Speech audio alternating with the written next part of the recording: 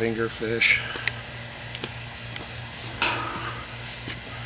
I've been fishing ever since I was a little kid, and I was fortunate that my grandpa took the time to take me out to lakes and little mud holes. Basically, when I was a little kid, we started out catching little bullheads and little bluegills, and I thought that was great. Then once I went away to college, I started fishing for catfish in the reservoirs around Kearney. And in between that time, when I'd come back for the summers, I started fishing the Missouri River. In the Missouri River, there's nothing like the Missouri River when it comes to monster catfish.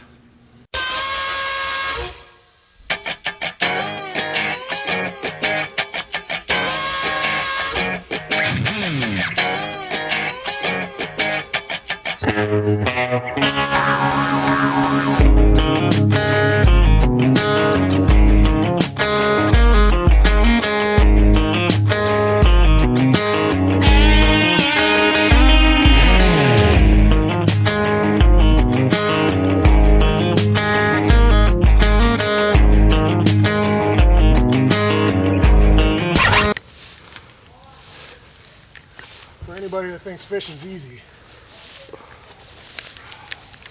Got it?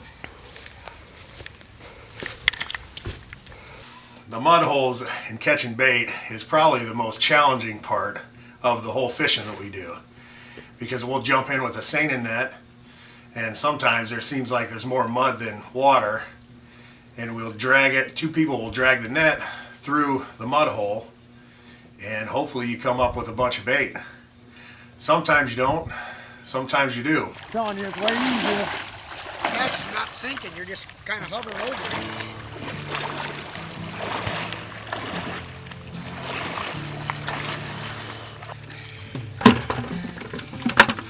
Throw them both at once, see how it goes. Oh, that'll be good.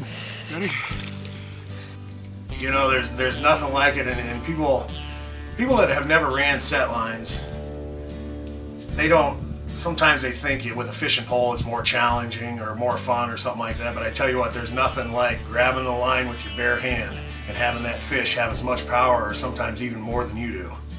And you know, I'll reach down and grab that line. I can tell if it's a big one, and it'll take off, and you know, sometimes it comes up within 5 seconds. Sometimes it takes, you know, a few minutes, but it's a fight.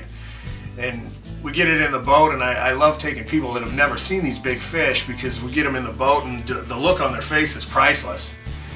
And it's just exciting. I mean, a fish like that, I've caught hundreds of them, and it doesn't have any less excitement for me. I think it's awesome. We get them in the boat, and we'll high-five each other, and everybody will be excited. And the best part, if somebody's in the boat that hasn't fished before, you know, that's really a surprise to them.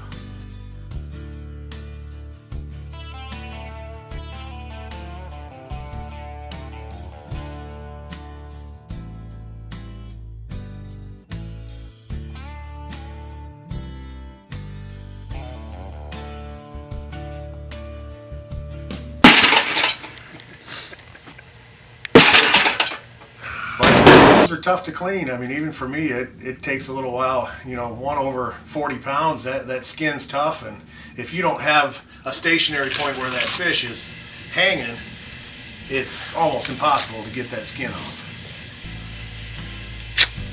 Think he's dead yet? He'll start flopping when I start cutting into him, I guarantee you. Their nerves. One of the things that I think is pretty cool, I'm most proud of, is that fish I donated to Schramm Park. And the reason why is because all the little kids come on their field trip and they look at that fish. And I remember when I was a little kid, if I seen a 15-pound fish, I'd be in awe.